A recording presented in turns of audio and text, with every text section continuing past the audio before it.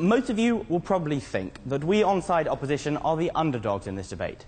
Socialism is an outdated and disproven ideology with no place in the globalized economy of the 21st century. Don't get too excited. This, ladies and gentlemen, is exactly my point this evening. We in the West, and particularly in Britain, have an arrogant misconception of our recent economic history. We believe that Margaret Thatcher inaugurated a period of rightful consensus and proved socialism to be an unworkable ideology. We are also arrogant about the role our economic philosophy will play in the future, and misguided in our belief that China, predicted to become the world's largest economy by 2013, is on its way to becoming a paragon of capitalist organisation. These two narratives need to be dismissed, ladies and gentlemen. There is no reason why socialism might not work in Britain, and there is no reason why it will not be the predominant global ideology in future. As the first opposition speaker this evening, though, it falls upon me to introduce our honourable guests on side proposition. We have just heard from Mr. Andrew Rosendale, the Conservative MP for Romford. Mr. Rosendale caught a controversy in 2012 when he expressed a huge admiration for the Chilean dictator Pinochet. He has also been referred to as a prospective left-wing hate figure and touted as a potential London mayoral candidate, albeit by the blogger Guido Fawkes. To continue the case for the opposition is Mr. Theodore Dalrymple, the author, journalist and former prison doctor, who has written extensively on how progressive values undermine traditional morals and lead to crime, drug abuse and other social ills. Our third opposition speaker is the MEP Mr. Daniel Hannam, the journalist and Member of Parliament for South East England. Ex-president of Oxford University Conservative Association, now considered one of the most eloquent speakers in the European Parliament. Finally, we are joined this evening by the Member of Parliament for Wokingham, former Secretary of State for Wales and two-time contender for the leadership of the Conservative Party, Mr. John Redwood. Mr. President, these are your guest speakers and they are most welcome.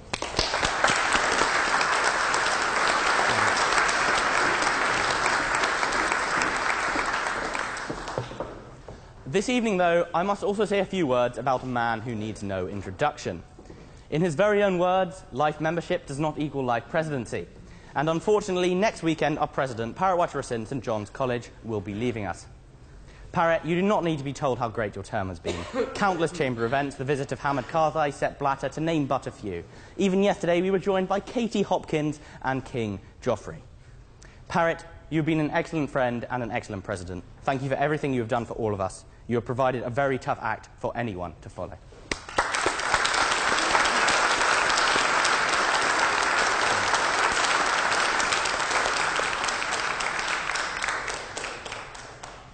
I will begin this evening by discussing what this debate is not, and secondly, what socialism is.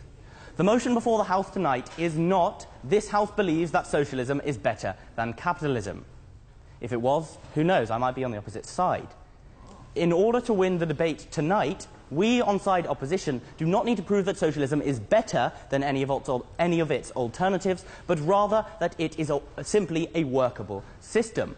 The debate this evening is also not a philosophical one. We are not asked whether socialism is a force for good along the lines of our religion debate earlier this term.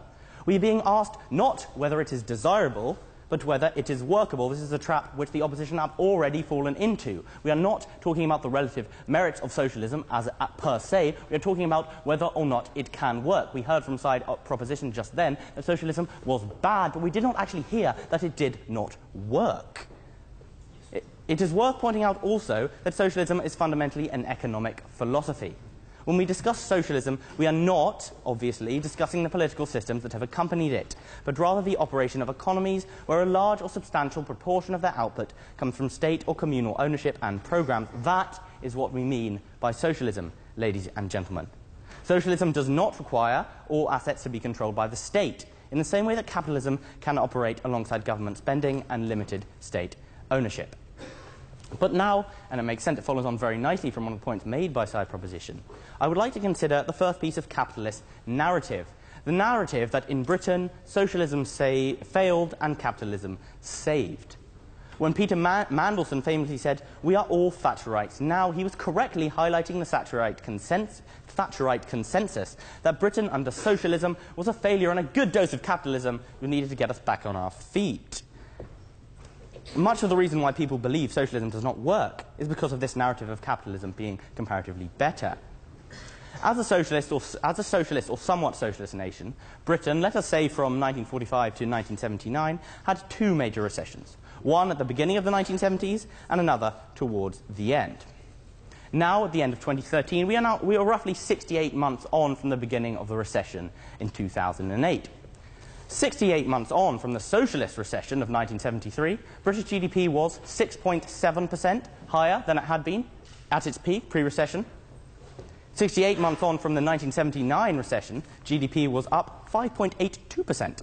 The figures for other British recessions in the 20th century, such as the recession of the early 20s, the Great Depression and the recession of the early 90s, are 6.93%, 7.24% and 13.82% respectively.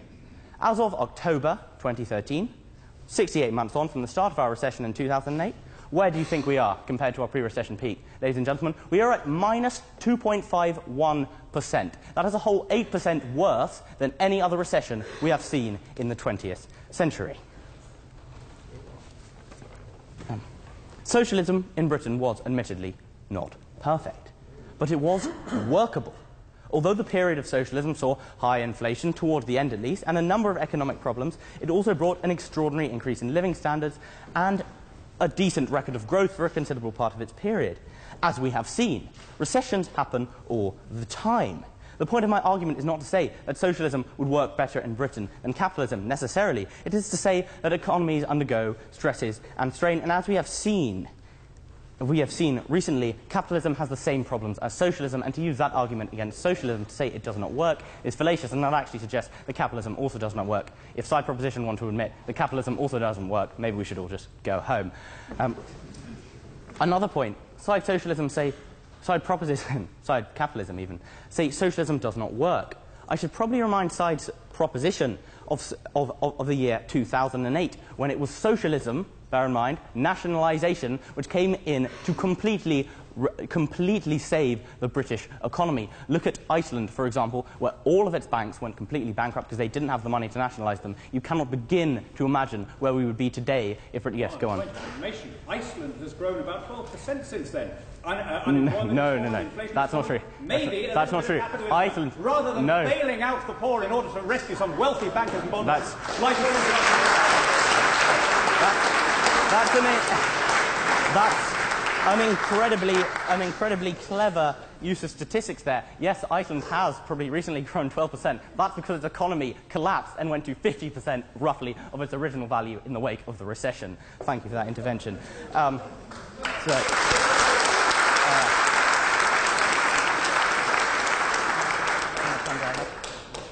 It's not hard to grow from an incredibly low base. Ladies and gentlemen, there is another point. I've said today, or I've said already this evening, how socialism has worked in Britain. And I'm not saying that there are certain circumstances where capitalism has not worked better. I think there are. But I'd also like to point out that today, and it's not often recognised, socialism is working very, very well in one certain country. Ladies and gentlemen, the world's second largest economy, as I'm sure you all know, is China. It is also one of the world's fastest growing economies. Yes, it is of course true that China in recent years has moved towards the Western model, a Western economic model. However, in China, state-owned companies still produce over 50% of output, producing over employing over half of workers. 65 companies in the Fortune 500 company list are Chinese state-owned, not Chinese companies, Chinese state-owned companies. That's 13%. And in 2011, 43% of profits in the People's Republic of China came from companies either wholly or largely controlled by the state. The point I'm trying to make is that we are incredibly arrogant that capitalism is accepted as the best method of running our economy. And we do believe, a lot of people, everyone in the West or the neoliberals assume that China is sort of coming towards us. They're accepting our ideologies. Ladies and gentlemen, they are not. China is not a free market economy. It is a socialist market economy. And they are doing much, much better than us free market economies here in the West. Sorry, was that a point? Yes, point of information, could you compare the income level in China with the income level in the United Kingdom? I think you'll find an awful lot poorer. Of course they are. Of course they are. But it's to do with how...